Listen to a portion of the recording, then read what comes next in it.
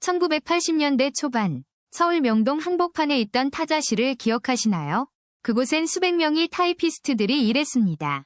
손끝에서 펼쳐지는 타자기 소리가 사무실 전체를 가득 채웠던 그 시절, 타이피스트는 전문직이었습니다. 하지만 1985년 개인용 컴퓨터가 보급되기 시작하면서 모든 것이 변하기 시작했습니다. 불과 5년 만에 전국 2만 명이 넘던 타이피스트의 90%가 일자리를 잃었습니다. 이것이 바로 기술혁명이 가져온 첫 번째 대규모 일자리 대체의 시작이었습니다. 1990년대에는 은행 창구 직원들이 비슷한 운명을 맞이하게 됩니다.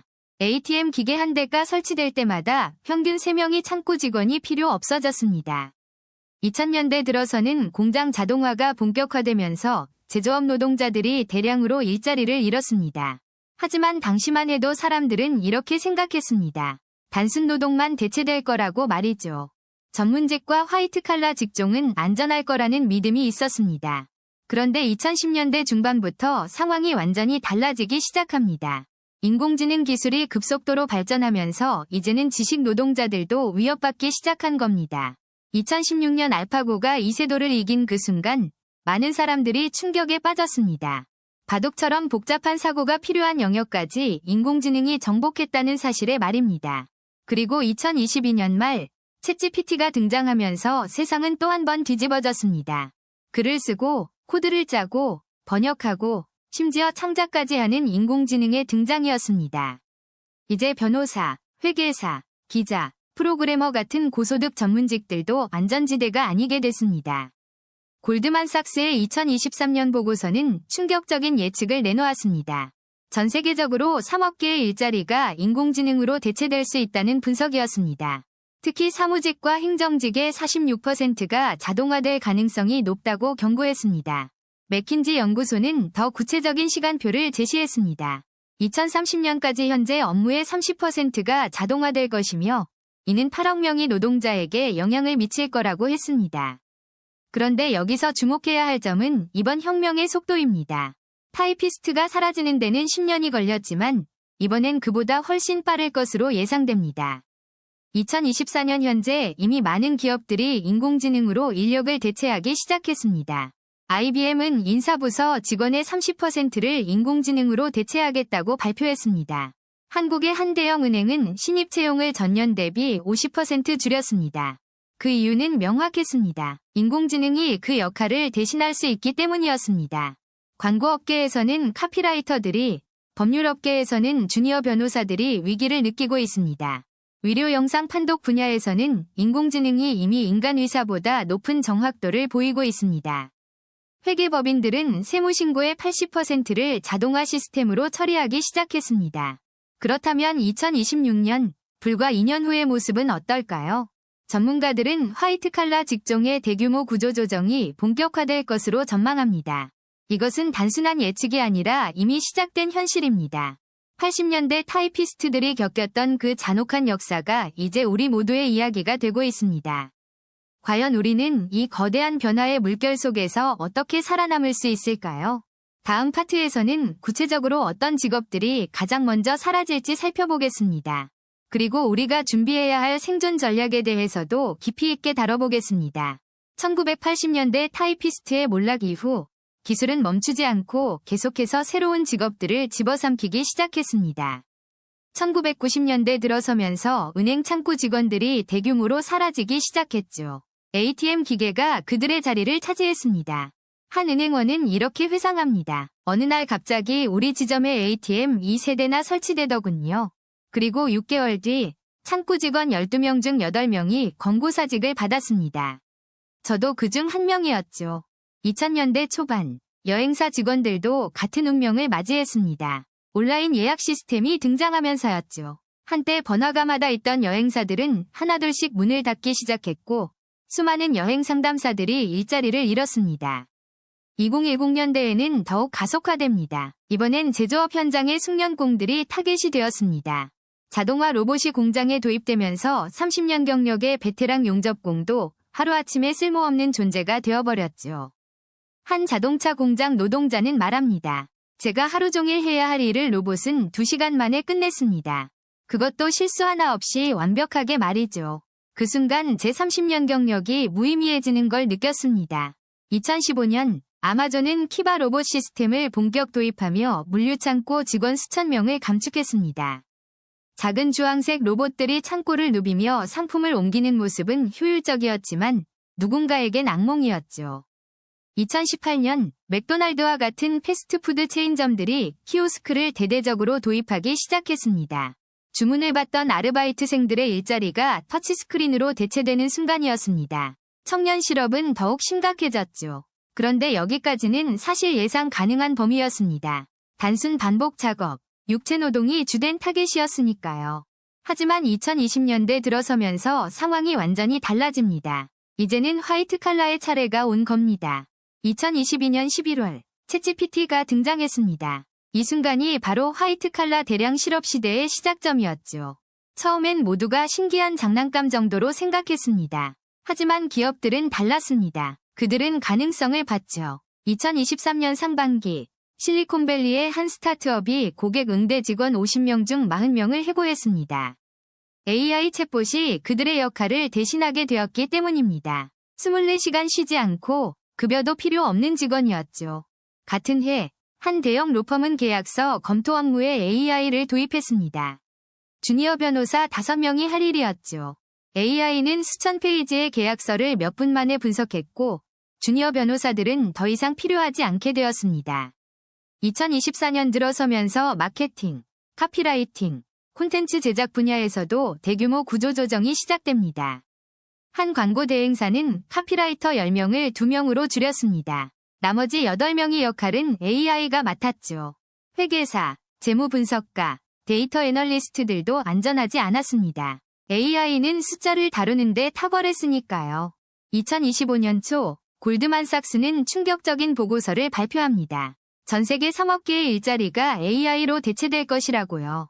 특히 사무직, 행정직, 법률 서비스, 건축 설계 분야가 가장 큰 타격을 받을 것으로 예측되었습니다.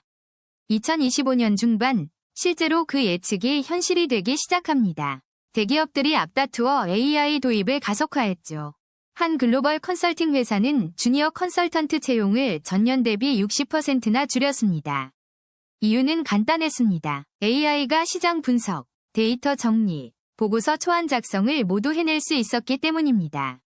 2026년 현재 우리는 역사상 가장 빠른 속도로 일자리가 사라지는 시대를 살고 있습니다. 80년대 타이피스트부터 시작된 대체의 역사는 이제 화이트 칼라의 심장부까지 파고들었습니다.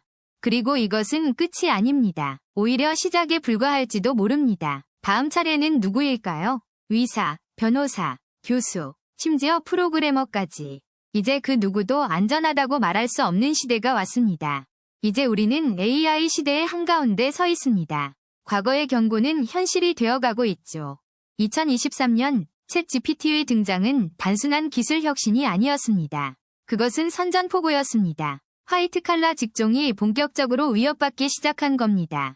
이번엔 정말 다릅니다. 골드만삭스는 충격적인 보고서를 발표했습니다. 전 세계 일자리의 18%가 사라진다고요. 그것도 단순 노동이 아닙니다. 변호사, 회계사, 기자, 프로그래머까지 포함됩니다. 맥킨지는 더 구체적으로 분석했습니다. 2030년까지 4억 개 일자리가 자동화된다고 했죠. 한국은행도 경고했습니다. 국내 일자리 43%가 AI로 대체 가능하다는 분석이었습니다.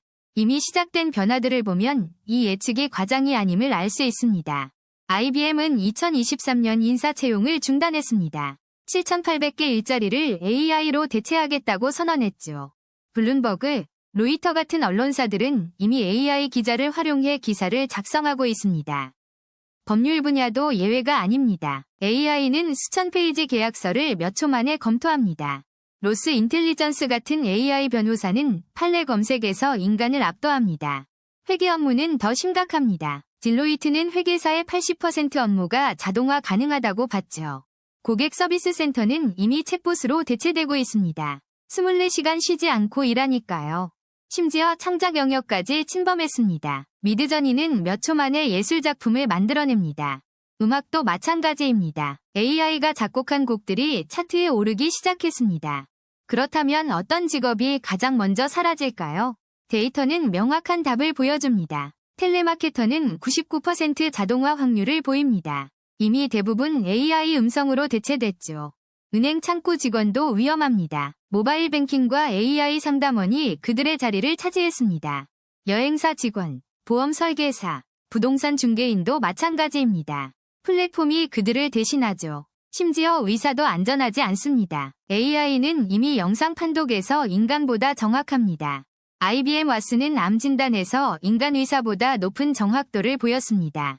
하지만 모든 직업이 사라지는 건 아닙니다. 새로운 일자리도 생겨나고 있으니까요. AI 트레이너, 프롬프트 엔지니어, 데이터 라벨러 같은 직업이 등장했습니다. 문제는 사라지는 일자리보다 새로 생기는 일자리가 훨씬 적다는 겁니다.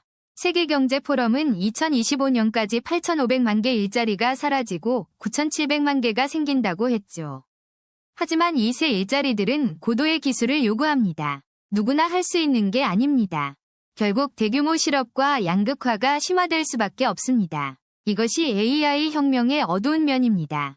한국 상황은 더 심각합니다. 제조업과 서비스업 모두 자동화 압력을 받고 있으니까요.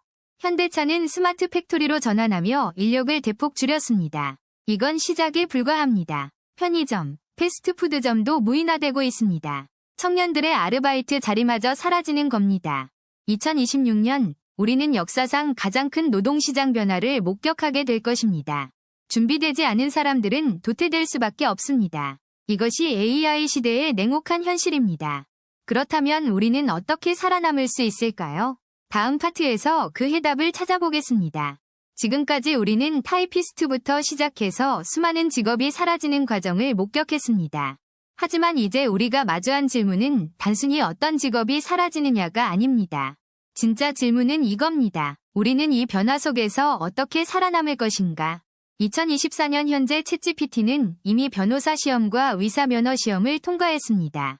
단순히 통과한 게 아니라 상위 10% 안에 드는 성적으로 말이죠. 골드만삭스는 충격적인 보고서를 발표했습니다. 전 세계 일자리의 3억 개가 위험하다고. 특히 화이트 칼라 직종의 63%가 인공지능으로 대체 가능하다는 분석입니다.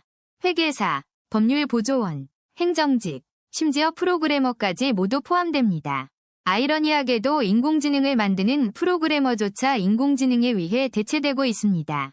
기터브 코파일럿은 이미 코드의 40%를 자동으로 작성해주고 있습니다. 그렇다면 우리에게 남은 선택지는 무엇일까요? 첫 번째는 적응입니다. 인공지능을 적으로 보는 게 아니라 도구로 활용하는 사람들이 살아남습니다. 변호사는 판례 검색을 인공지능에 맡기고 전략 수립에 집중합니다. 의사는 진단 보조를 인공지능에 맡기고 환자와의 소통에 더 많은 시간을 씁니다. 디자이너는 초안 작업을 인공지능에 맡기고 창의적 방향 설정에 집중합니다. 두 번째 선택지는 인공지능이 절대 대체할 수 없는 영역으로 이동하는 것입니다. 공감 능력, 창의성, 윤리적 판단, 복잡한 인간관계 관리 같은 영역 말이죠. 간호사, 심리상담사, 예술가, 전략기획자 같은 직업들이 여기에 해당됩니다. 세 번째는 평생 학습입니다. 한 번 배운 기술로 평생 먹고 사는 시대는 끝났습니다. 50대에도 새로운 기술을 배우고 60대에도 재교육을 받아야 하는 시대가 왔습니다. 핀란드는 이미 모든 국민에게 인공지능 기초교육을 무료로 제공하고 있습니다. 싱가포르는 40세 이상 모든 국민에게 재교육 바우처를 지급합니다. 하지만 개인의 노력만으로는 부족합니다. 사회 시스템 자체가 바뀌어야 합니다. 기본소득 논의가 본격화되고 있습니다. 일하지 않아도 기본적인 생활이 가능한 사회.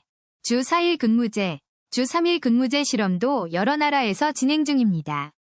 일의 의미 자체를 재정의해야 할 시점입니다. 일은 생존 수단일까요? 자아 실현일까요? 80년대 타이피스트들은 자신의 일자리가 사라질 거라고 상상도 못했습니다. 2000년대 여행사 직원들도, 2010년대 은행 창구 직원들도 마찬가지였습니다.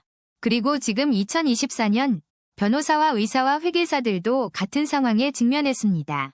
역사는 반복됩니다. 하지만 이번에는 속도가 다릅니다. 규모가 다릅니다. 산업혁명은 100년에 걸쳐 일어났지만 인공지능 혁명은 10년 안에 완성될 겁니다.